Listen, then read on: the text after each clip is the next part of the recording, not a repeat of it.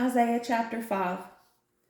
Now will I sing to my well-beloved a song of my beloved touching his vineyard. My well-beloved hath a vineyard in a very fruitful hill.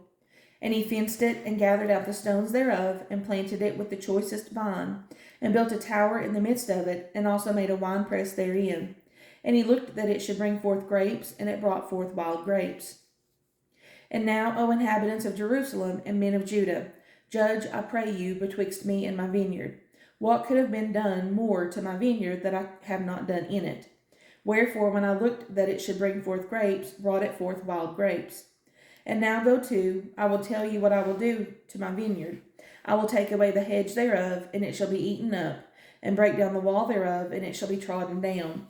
And I will lay it waste. It shall not be pruned nor digged, but there shall come up briars and thorns. I will also command the clouds that they rain no rain upon it.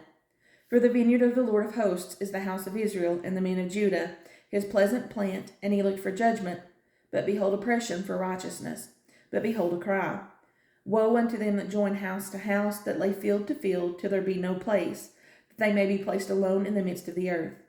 In mine ears, said the Lord of hosts, of a truth many houses shall be desolate, even great and fair, without inhabitant.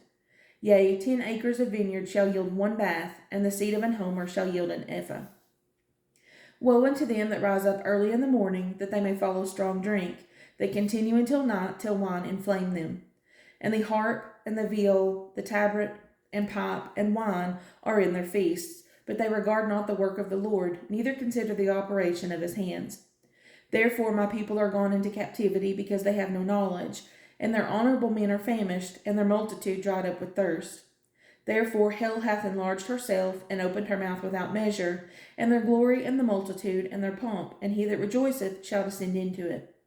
And the mean man shall be brought down, and the mighty man shall be humbled, and the eyes of the lofty shall be humbled. But the Lord of hosts shall be exalted in judgment, and God that is holy shall be sanctified in righteousness. Then shall the lambs feed after their manner, and the waste places of the fat ones shall strangers eat.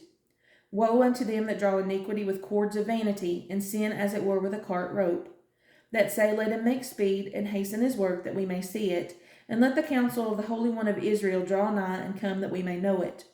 Woe unto them that call evil good, and good evil, that put darkness for light, and light for darkness, that put bitter for sweet, and sweet for bitter.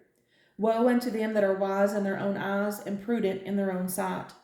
Woe unto them that are mighty to drink wine, and men of strength to mingle strong drink, which justify the wicked for reward, and take away the righteousness of the righteous from him.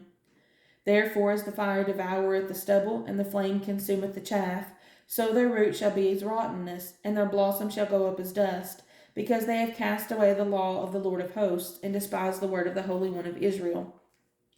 Therefore is the anger of the Lord kindled against his people, and he hath stretched forth his hand against them, and hath smitten them, and the hills did tremble, and their carcasses were torn in the midst of the streets.